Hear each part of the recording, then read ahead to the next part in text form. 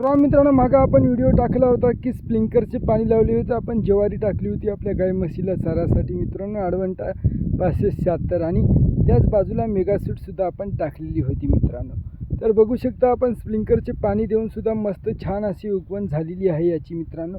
फक्त आपण एक काळजी घेतलेली आहे की त्याला पुरेशी तेवढी ओल दिलेली आहे मित्रांनो. कारण पावसाळा असल्यामुळे आपण स्प्रिंकलर लावली, जेणेकरून जर आपण दांडा आणि भिजवलं असलं टरवर पोटभर आणि वरून जर पाऊस आला असला तर आपल्या ज्वारीची उगवणशक्ती होण्यास आपल्याला अडथळा आला असता. त्यामुळे आपण स्प्रिंकलर लावले मित्रांनो. आणि स्प्रिंकलर लावून सुद्धा पाऊस आला नसल्यामुळे नंतर आपण त्या रानाला वारंवार वल्ल करत राहिलो. जोपर्यंत उगवणशक्ती होत नाही तोपर्यंत मोजकेच पाणी दिले. आणि आता आपली ज्वारी 4-4 बोट झालेली आहे मित्रांनो. आणि आता याला पाणी कमी जास्त झालं तरीही काहीही हरकत नाही. लाईक, सबस्क्राईब, धन्यवाद. भेटूया पुन्हा एकदा नवीन व्हिडिओसह. कसं काय वाटत आहे ज्वारी तुम्ही सांगा कमेंटमध्ये.